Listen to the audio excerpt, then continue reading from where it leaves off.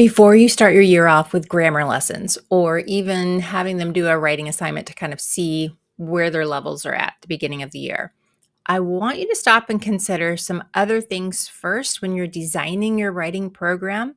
That's the cool part about being a teacher is that we can kind of take information from here and there, put it together so that we benefit our own students where they're at, because I change the way that I teach writing every year based on who my students are, where they're at. So when you start thinking about the beginning of the year, I want you to think about what is the most important thing for me to do with these students at this time. It's not grammar. It's not even a writing sample from them. It's something totally different. And it's something that might be a little bit unexpected for me, perhaps. I'm Robin Melliman. I'm a children's book author and a middle school teacher and instructional coach. And I created my own writing program because when I left the classroom, I came back, like I was going around the country speaking to students about writing and teachers. And a lot of the teachers were like, my kids are they're stuck. They don't know where to start. They don't know how to revise. They don't want to write. They don't like it. So I would come in and do this one activity with them that I will teach you a little bit later on, and really got things going. And so I started to work with those teachers so they could understand that the students do have to be motivated to write. That's true. And I talk about that a lot in my writing program. Motivation is key. But there is something that comes before that. And I realized this when I looked it up in the dictionary. I love looking stuff up in the dictionary. So let me take you to my screen. I'm going to show you what should come in your writing program before motivation. Right. So the key to stronger writing isn't just more lessons. Having 200 different strategies is not going to help. I actually like for my kids to know all of the different skills that they're going to learn. Let me get my blue right here. And they should be able to, at the end of the year, say, here are the 6 skills that we learn in workshop. Here is how we do essays, which are done in a 10-day block. In between the writing, we do CER, we do short constructed responses, and we do quick writes and sentence combining every day. And they know the whole program, but you got to get there in the first place, right? So as I said, I'd been talking about motivation being the first thing. But before that comes the E word. You might groan at this, but it's engagement. And this looks a little crazy. So engagement, I know we hear that a lot from, admin and everybody. How are we getting these kids engaged in their learning? But I want to talk about what that actually means. I kind of feel like we get away from it sometimes. So let's go over here. This is what I looked up in the dictionary. Engagement is a sense of purpose, belonging, and commitment to an organization. I'm going to pause there for a second. So engagement is a sense of purpose. Isn't that different? Doesn't that feel and sound different from what I thought engagement meant? I should be clicking something or writing something or raising my hand. It actually is a sense of purpose. Whereas motivation is the willpower and drive to act on those feelings, which means they have to have the engagement first in order to be motivated to do the next action. So if sense of purpose and belonging is the key to getting started, how can we do that in our writing program? It's a lot to ask. I have 2 icons on here. On the left side, you have the teacher with a long black stick.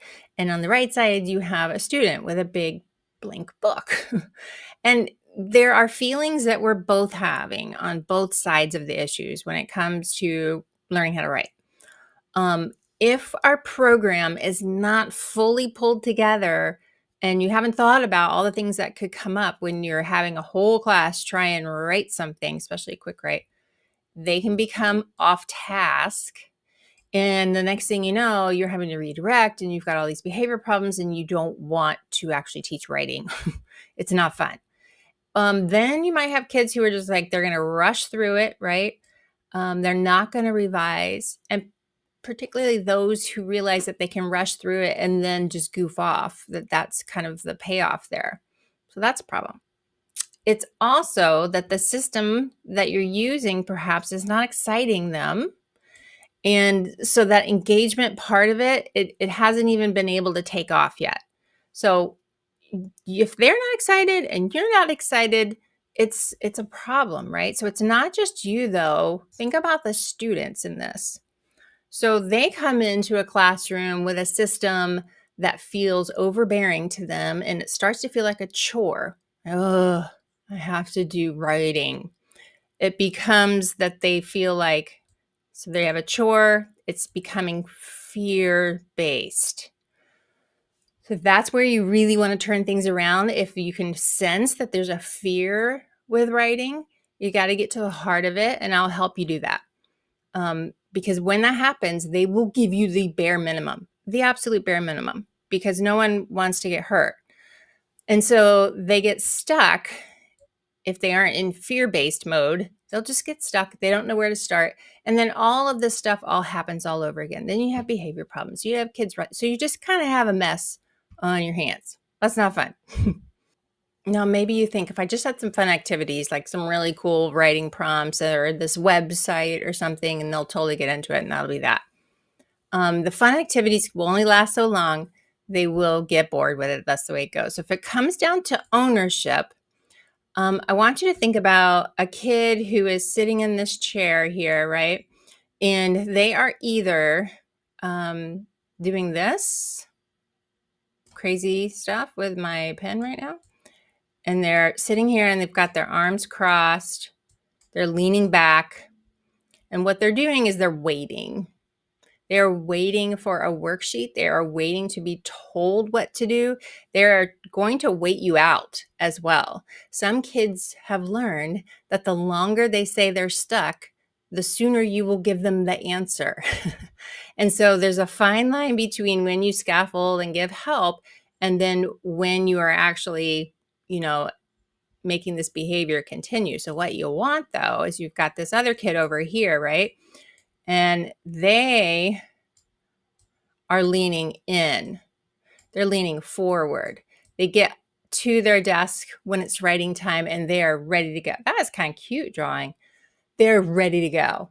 And there's all these parts of the workshop that I do where the kids work with each other and they get really, really excited at the beginning. But let's like get to the beginning here, right? I don't want to get too far ahead. I want to talk about basketball because I always talk about basketball. If you are a kid and you want to go join the basketball team and you walk into the gym and you see over here in the middle of the gym or in the corner or whatever. Oh, what did that just do? This right here. You see a whole bunch of basketballs sitting there. And there's enough of them for everyone. You're going to get your own basketball. You're going to get to go play with it and do whatever you want with that for a little while and get used to it and figure out how it works and understand how big your hand is and how heavy it is and how far the net is, all that. You have to have some time to just play around with that. And then here is this coach, and let's say this is you, right? So you are just essentially helping them get to the right spot and supporting them along the way. So much of writing is actually like a basketball team. They are going to help each other out. They are going to give each other support and find diamonds in each other's writing. So we will get more detail into that. But all of this stuff has to happen. We cannot get from, we've got a great graphic organizer and I have this worksheet and I'm going to give them feedback and then boom, they're going to be this guy. Like it doesn't happen that way. We cannot graphic organize ourselves out of this hole. We need to go back to engagement in order to get to motivation to even want to enter that gym and play around with these basketballs so that we can then do the skills, support each other, and become masterful at writing. So here is the key, and I want to tell you about the 5 things that like on this road to where you're going. Okay, honestly, I went in here and I typed in some words so that you don't have to sit here and watch me awkwardly draw on the screen. So we're going to start out with confidence, and I'm going to tell you soon about an activity that I do starting in that first week of school to build their confidence. There's one particular skill and there's one particular activity that they do. And then once they've completed that and I'm like, you've got it, you've got this, we're going to move on, we're going to start into the workshop. That is when we move into ownership, because ownership has to do with student leaders. It has to do with what is their role. Everybody has a role. They'll be in trios. And this will all, I'll keep telling you even more about this as we go along. After that, they are learning all the skills in the workshop. In a weekly workshop, they are getting better and better and better, and they get practice time. It's not a game time, it's just practice time.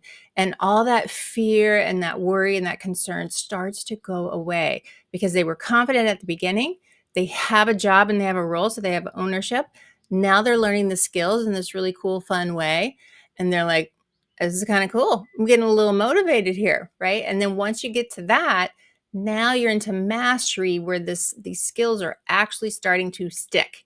And when the skills stick, what happens finally is the transfer of knowledge. So now these skills are showing up in their history assignment. It's showing up regularly in all different types of writing.